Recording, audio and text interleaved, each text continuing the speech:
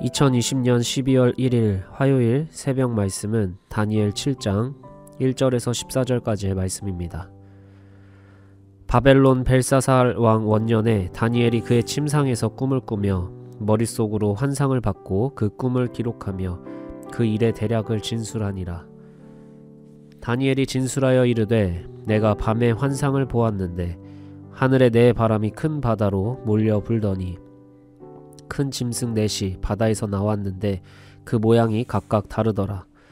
첫째는 사자와 같은데 독수리에 날개가 있더니 내가 보는 중에 그 날개가 뽑혔고 또 땅에서 들려서 사람처럼 두 발로 서게 함을 받았으며 또 사람의 마음을 받았더라. 또 보니 다른 짐승 곧 둘째는 곰과 같은데 그것이 몸 한쪽을 들었고 그 입의 이사이에는 새 갈빗대가 물렸는데 그것에게 말하는 자들이 있어 이르기를 일어나서 많은 고기를 먹으라 하였더라. 그 후에 내가 또 본즉 다른 짐승 곧 표범과 같은 것이 있는데 그 등에는 새의 날개넷이 있고 그 짐승에게 또 머리넷이 있으며 권세를 받았더라. 내가 밤 환상 가운데 그 다음에 본 넷째 짐승은 무섭고 놀라우며 또 매우 강하며 또 쇠로 된 큰 이가 있어서 먹고 부서뜨리고 그 나머지를 발로 밟았으며 이 짐승은 전에 모든 짐승과 다르고 또 10뿔이 있더라.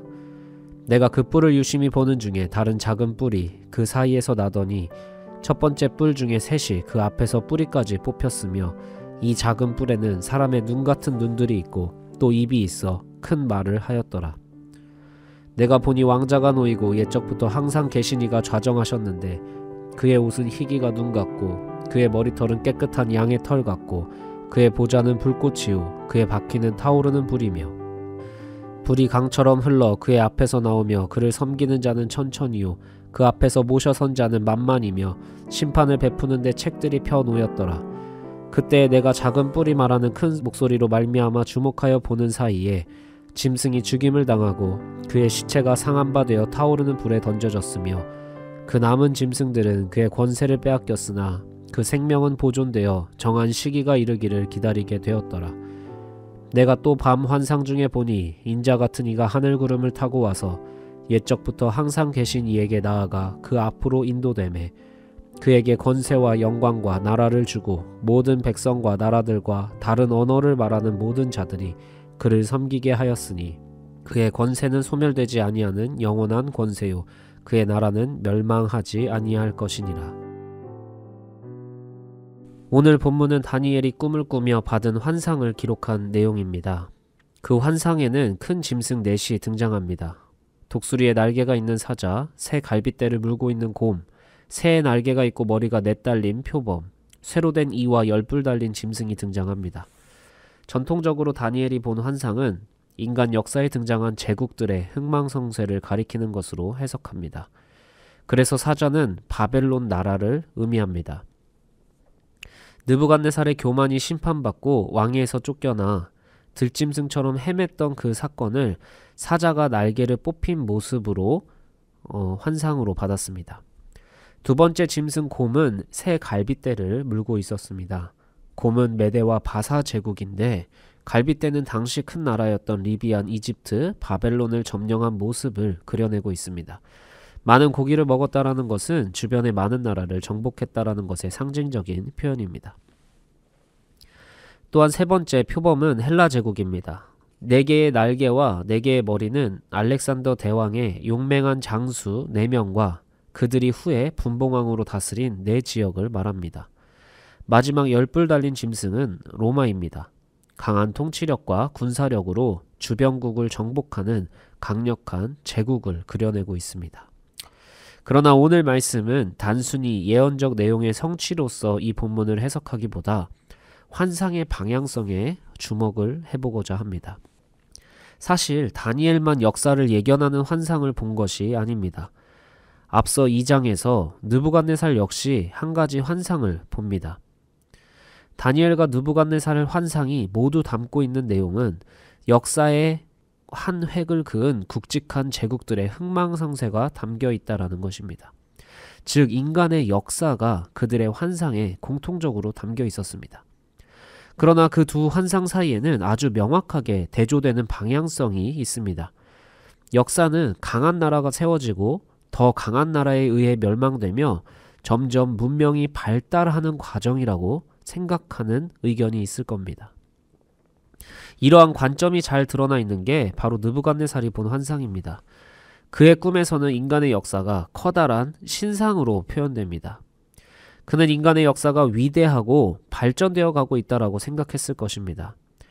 그래서 하나님은 오히려 그 교만을 깨시기 위해 신상이 무너지는 것을 환상을 통해 보여주시고 역사의 주관자는 느부갓네살도 다른 제국들도 아니고 오직 하나님이심을 가르쳐 주시고자 했습니다.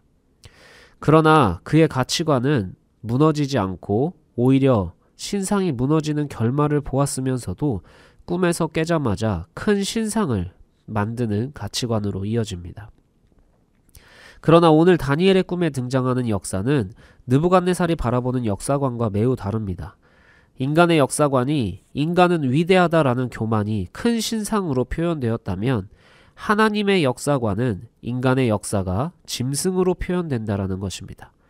하나님의 관점에서 인간의 역사는 멋지고 화려하게 지어진 신상과 같은 모습이 아니라 짐승처럼 무질서하고 혼란스러운 역사라는 것입니다. 내용은 같지만 전혀 다른 두 역사관의 결말 또한 매우 다릅니다. 인간의 능력과 문화에 집중한 꿈은 손대지 아니한 돌에 의해 무너지는 신상에 집중하지만 모든 역사가 하나님의 것임을 알고 있는 사람의 꿈은 13절과 14절 인자 같은 이와 함께 소멸되지 않는 권세가 선포되며 결말을 맺습니다. 하나님은 그 두 꿈에서 동일한 것을 가르쳐 주시고자 합니다.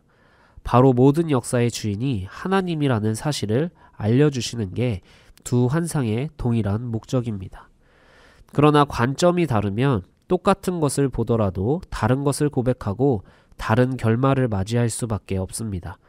느부갓네살은 인간의 우월함을 표현한 신상과 함께 그 신상이 무너지는 것을 보았어도 무너질 수밖에 없는 그 신상에 집착합니다. 그러나 하나님은 교만의 역사가 반복되길 원하시지 않고 온전히 역사가 하나님에 의해 주관된다라는 사실을 깨닫고 역사의 결말 또한 하나님께 있음을 고백하길 원하십니다. 오늘날의 가치관과 시선은 느부갓네살의 관점과 다니엘의 관점이 여전히 혼재되어 있습니다. 인간 기술의 발전과 문명은 충분히 느부갓네살의 관점을 지지해 줍니다. 아무리 인간 기술의 발전의 끝에서 수많은 생명의 죽음, 환경의 파괴, 욕망의 극대화를 보면서도 사람들은 그 기술의 첨단을 끊임없이 만들어내고 싶어하는 욕망에서 벗어나질 못하고 있습니다. 마치 신상이 무너지는 꿈을 꾸면서도 또 다른 큰 신상을 세운 느부갓네살의 교만은 여전히 인간 역사에서 반복되고 있는 것입니다. 우리가 살아내는 현장은 기술 발전의 폐해를 경험하면서도 폐해의 책임은 신에게 두는 시대에 살고 있습니다. 오히려 우리에게 필요한 것은 신상을 세우는 기술의 발전이 아니라 역사의 주인이 누구인지를 깨닫는 믿음입니다. 오늘 우리는 어떤 가치관을 선택하고 어떤 끝을 바라보고 살아가는지 말씀으로 점검하길 기도합니다. 여전히 숨쉬기 힘든 현실 속에서 다시 한번 역사의 주관자인 하나님을 믿는 믿음을 회복하길 축복합니다. 더 나아가 역사의 끝에서 소멸되지 않는 그리스도의 권세가 선포된다는 종말의 신앙이 회복되길 주님의 이름으로 축복합니다. 함께 기도합시다. 역사를 주관하시며 모든 삶의 끝을 예비하시는 하나님, 끊임없이 인간의 교만을 고발하시며 하나님께 돌이킬 것을 가르치시는 주님의 역사를 바라보아야 함에도 끝이 보이지 않기에 오히려 다른 것에 집착하게 됩니다. 다시금 주님의 말씀으로 모든 역사의 끝이 주님의 손안에 있음을 고백합니다. 오늘의 상황 가운데 믿음이 흔들릴지라도 나의 끝을 책임지실 주님께 내 모든 삶을 맡기길 간절히 소망합니다. 혼란스럽고 무질서한 인간의 역사 속에서 중심을 잃지 않게 하시고 말씀을 나의 중심에 삼아 오늘을 견디게 하옵소서. 창조주이시며 구원자이신 예수 그리스도의 이름으로 기도합니다. 아멘.